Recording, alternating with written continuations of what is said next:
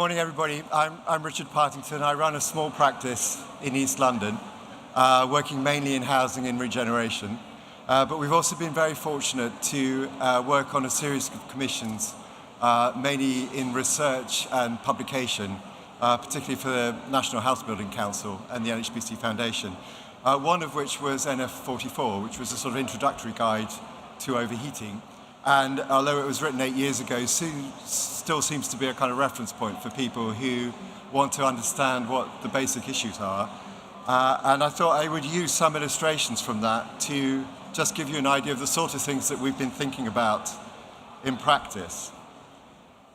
The guide itself was based on a series of research projects conducted by Rich Swainson at BRE. And the overwhelming conclusion of those projects was that actually there wasn't a single cause of overheating that they could identify, but there was a distinct absence of proper ventilation in all the homes that suffered from overheating.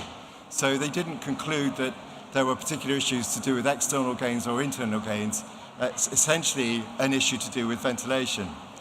And just a note of caution really on the interest in overheating now and the moves to put solutions into building regulations. It seems to me that that's probably only going to partially address the problem, because lots of the conditions that give rise to overheating are external factors that aren't controlled by building regulations. For instance, the location of a home next to a busy road or a polluted artery or a transport artery that prevents the occupiers from ventilating the home properly. Similarly, just the really fundamental things to do with a house's orientation. So it seems it's a mystery to me why a house builder can get a building regs approval for a house type when that house type can be used in lots of different contexts with lots of different orientations. And if we're actually going to deal with overheating, we need to take a broader view of the context and the specific situation of a home.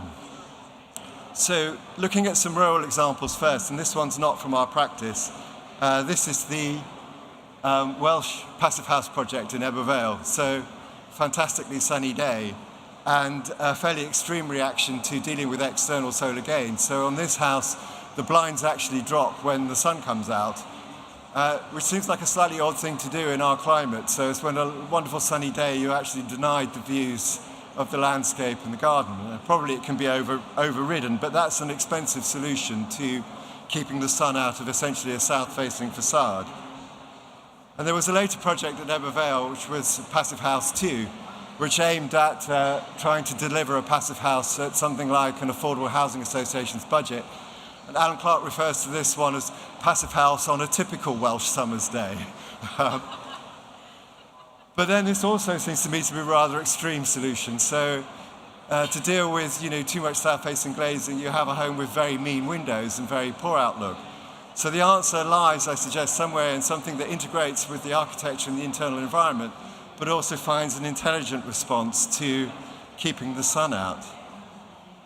And we've tried to pioneer something on our project at Derwentthorpe in Yorkshire, where the strategies for dealing with secure ventilation and for providing some buffering space on the south facades are also ones that make the home very desirable and make an extension of the living space.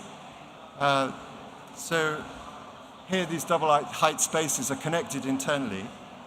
You see here this is a living room on the first floor of one of the homes, and the living room extends into a conservatory double height space. And that double height space is connected with a grid floor to the ground floor. So some of the houses have living rooms on the ground floor and a connection with the upper floor. Some of the housings have living room and kitchens on the ground floor and a connection with the bedrooms. And the idea here really is that on townhouses where there's a kind of vertical orientation of the home, that there's some spatial connection, that there's a space that extends the living area, but there's also a mechanism for allowing the householder to have some ventilation when the house is not occupied. So either during the day on the street side, where you can leave a window open on the first floor, or at night, where you can safely leave a window open and have ventilation coming through the home. Now, this might not directly ventilate a bedroom space, but at least it stops the accumulation of heat on the ground floor, building up over the day and then migrating upwards into the sleeping areas. Another solution, again, not a project of ours, but and one that I can't vouch for the sort of efficacy of this, but it seems to me, again, it's looking for something that integrates with the design of the home. So trying to include ventilation at the center of the home in the staircase well, and something that actually replicates the effect of a chimney on the roof profile and adds to the kind of architectural expression of the dwelling. So thinking about the urban condition and then referring back to one of the illustrations we did for NF44, we thought we were sort of over-egging it here. These are all the kind of calamitous things that could happen in an urban environment where you've got heat island effect, you've got potentially heat-emitting devices that are running 24 hours a day, you've got hard external surfaces that are absorbing sunlight and heat during the day and then re-radiating that heat at night, and you don't have much diurnal variation. So you're losing the potential for cooling the dwelling down overnight. And we thought this was a bit of an exaggeration of the kind of things that happen, but lo and behold, a week later, I took a photograph of this on City Road, and you can guarantee that that's one of the affordable homes, so probably one of the most vulnerable dwellings on the scheme, sat right next to something that's pumping heat out 24 hours a day. The issue here, of course, is that you're dealing with internal gains as well as external gains, and developers particularly are getting very worried about the amount of heat that's accumulating inside homes now that we have community heating systems or district heating systems where we're not really very familiar with the ways of mitigating the effect of having a heat source within the dwelling or within the common areas. So with district heating, you need hot water throughout the year. You've got a system carrying hot water that's charged with heat, emitting heat throughout the summer. And even with the best in the world and the best site controls, there will be with those systems positions of weakness where insulation's not continuous, or a heat exchanger inside a dwelling or a customer interface unit is not fully insulated and it's not fully shielded. The dwelling's not fully shielded from this heat source. So being aware of some of these issues, this is a project that we worked on sort of 4 or 5 years ago in Putney, so a mixed-use scheme, quite a large development where you have the potential to centralize services and have a strategy that's thinking both about external conditions but also the internal ones. And we took a view, so this is a scheme that complies with the London Plan, which has measures to mitigate heating. And we took a view that some of the orthodoxy in internal services design is not actually helping with some of the issues that we're finding. So all of the legislation is steering us towards retaining heat in winter, conserving fuel and power, but in London, probably the heating season is only 3 or 4 months, and actually what we're dealing with mainly is maybe 5 or 6 months of overheating. We're also dealing with sort of really unpredictable conditions, so we have more summer days in winter and more winter days in summer. So the first decision was not to use MVHR. So MVHR is credited enormously in the SAP tool. You bump up the CO2 emissions fantastically by using it, but actually it's only beneficial for a few months of the year. And it seemed to us, if we were going to do something with the heat in the dwellings, we ought to be extracting them all year round and using that heat more productively. So we extract heat with a mechanical extract system, and then we use that exhaust air to drive a heat pump, which puts that heat into a thermal store. So the heat that's been taken out of the dwellings in summer is going into the hot water system distributed around the homes. We also took the view that the heat interface unit was a really difficult thing to deal with. And so in this scheme, we distribute hot water for heating and hot water for domestic hot water use with 2 separate systems. And we meter the usage with a flow meter rather than having a heat exchanger in each dwelling. So you've got the expense of doubling up on the hot water distribution, but you reduce the capital cost of putting a heat exchanger in every single dwelling. And then finally, internally, in the common areas, we use the smoke extract system, and we drive that constantly to take smoke out of the common areas where we've got heating pipework.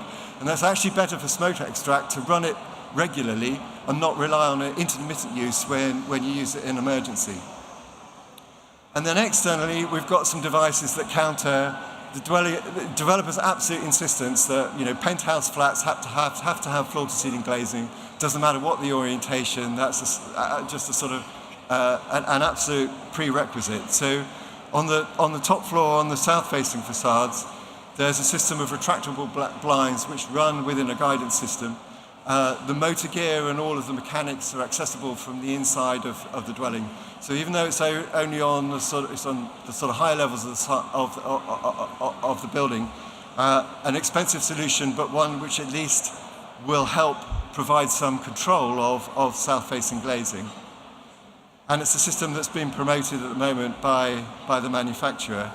But more generally used on the scheme are some sort of fairly intelligent sort of passive measures. So using the balconies to help deal with direct south-facing sun, but also enclosing the balconies in this framing device so that on the east and west facades, where actually we've discovered we have most of a problem, the hardest ones to deal with, this projection on the balcony is providing some shading. I think you can see here early morning. So providing early morning and late evening sun, and then this fin device is also shading the glazing at the top.